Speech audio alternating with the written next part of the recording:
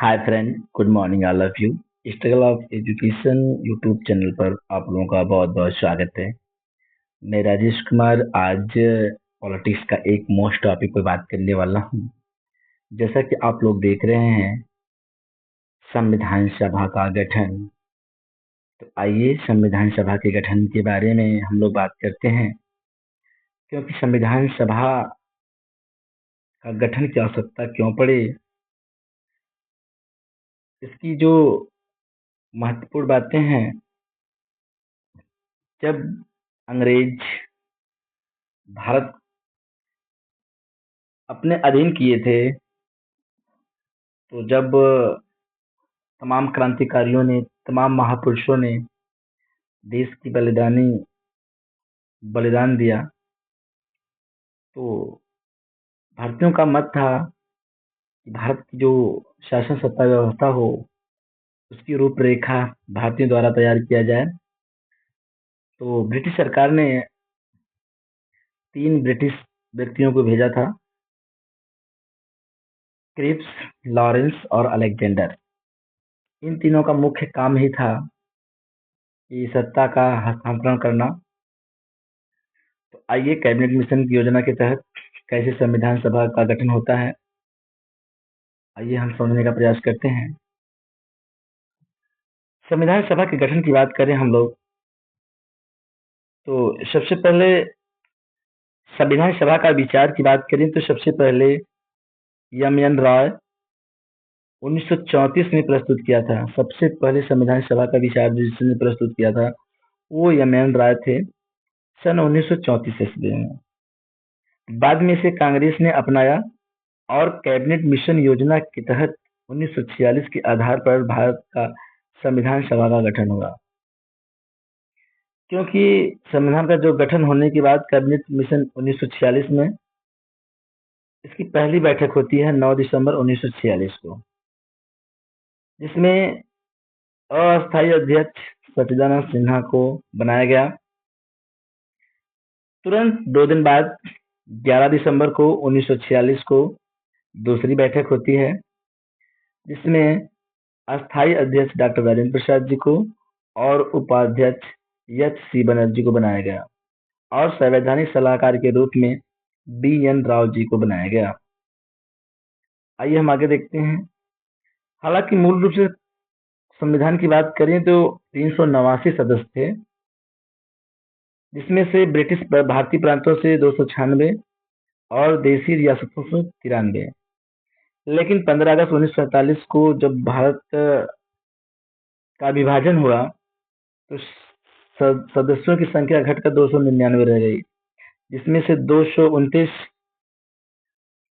प्रांतीय से प्रांतों से थे और देसी रियासतों से 70 थे।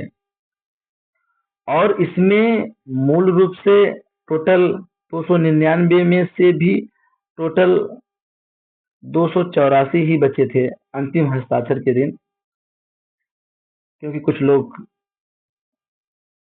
चले गए या उस दिन कुछ लोग उपस्थित नहीं थे या कुछ लोगों का निधन हो गया था। 284 सदस्यों में से 15 सदस्य महिलाएं थीं। और आगे हम बात करते हैं,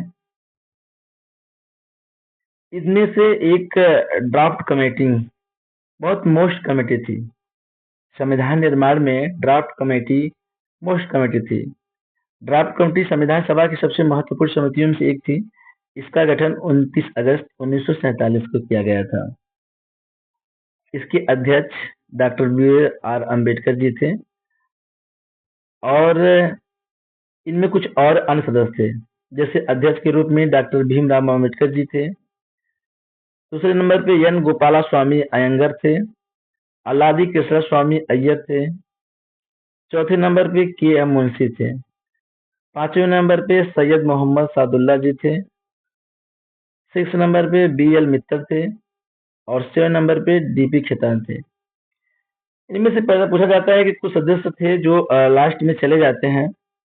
बात करते हैं बी एल मित्तर की जगह एन माधव राव आ गए और डीपी खेतान जी की मृत्यु हो गई, जिसमें टीटी कृष्णमाचारी जी आ गए थे। तो ये तो हो गया प्रारूप समिति, ड्राफ्ट कमेटी में। ड्राफ्ट कमेटी, हालांकि समितियां तो बहुत थी, लेकिन जो मोस्ट समिति थी प्रारूप समिति, जिसमें संविधान सभा का निर्माण में बहुत ज्यादा योगदान रहा है, इसलिए मैं इस समिति की बात कर लेता हूँ जहां से क्वेश्चन बनते हैं।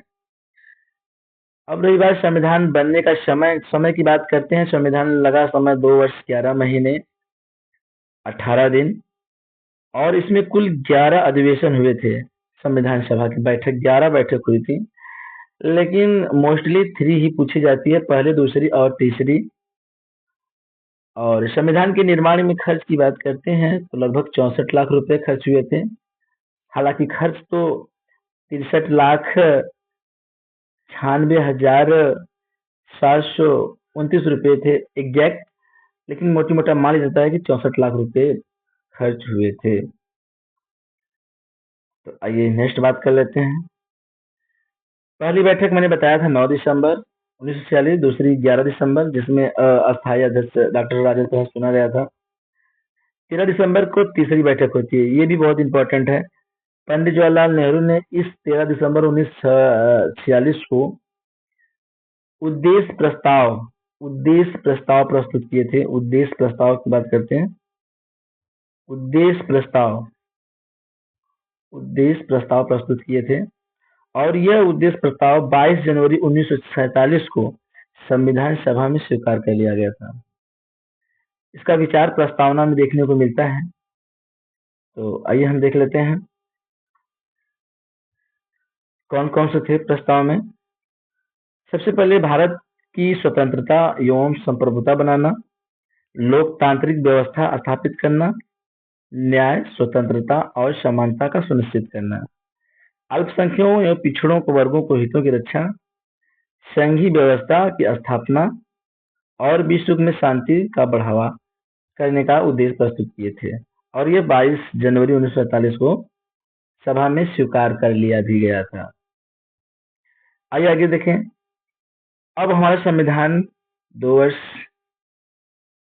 11 महीना 18 दिन जो लगा था समय हमारे संविधान बनने में, 2 वर्ष 11 महीना 18 दिन जो बनने में समय लगा था, वो बनकर तैयार हो गया था। और संविधान सभा में 26 नवंबर 1949 को संविधान सभा ने संविधान को अंगीकृत या अधिनियमित या आत्मतित कर लिया था, लेकिन पूरे संविधान को 26 जनवरी 1950 को लागू किया है। क्यों 26 जनवरी 1950 को लागू किया गया? क्योंकि भारत का सबसे पहला पूर्ण स्वराज दिवस 26 जनवरी 1930 की ऐतिहासिक स्मृति के कारण 26 जनवरी को संविधान लागू करने के लिए चुना गया, क्योंकि सबसे पहला पूर्ण स्वराज दिवस 26 जनवरी 1930 को मना लिया गया था। आगे बात करते हैं। तो संविधान सभा की कुछ प्रमुख समितियां हैं जहां से बहुत सारे क्वेश्चन बनते हैं।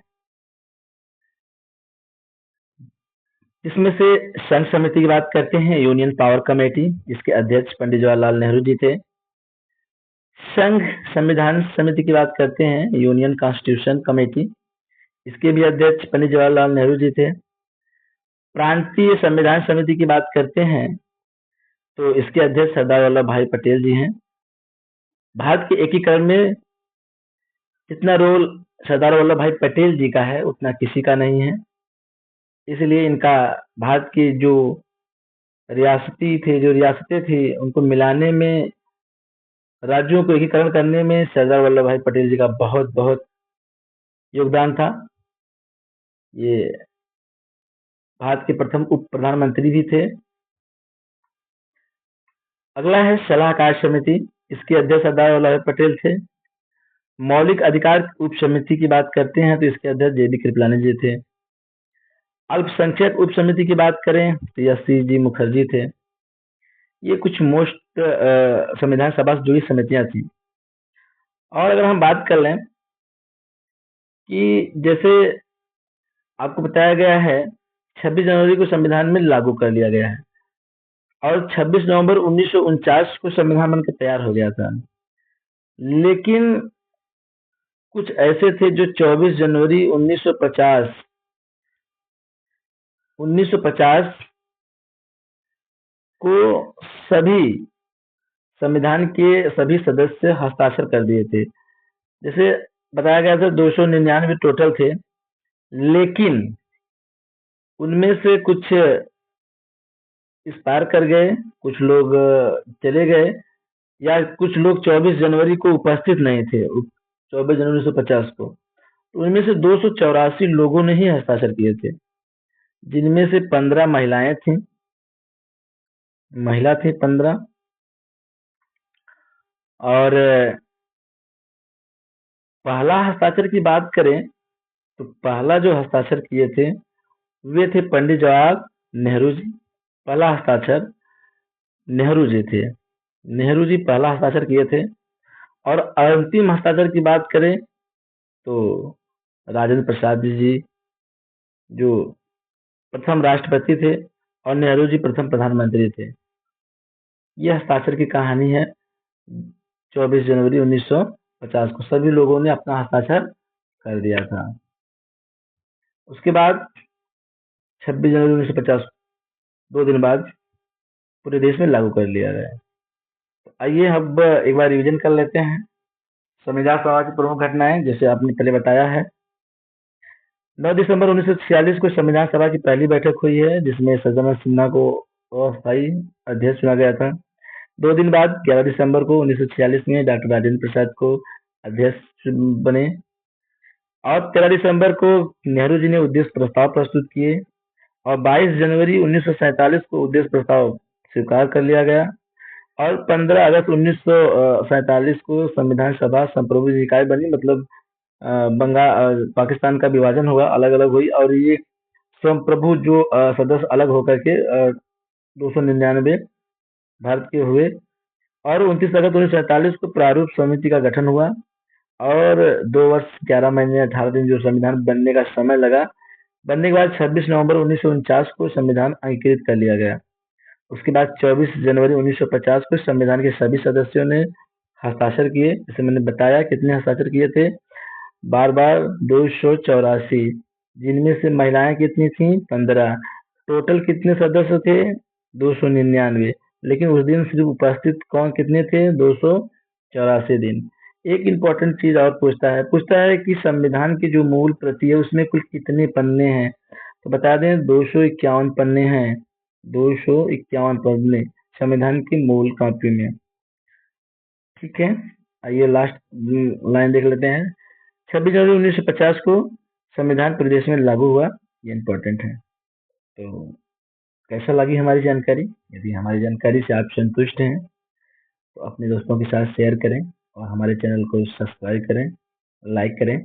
बहुत बहुत धन्यवाद। आप लोगों का बहुत आभार होगा अगर आप लोग सपोर्ट करते हैं तो। जय हिंद, जय भारत।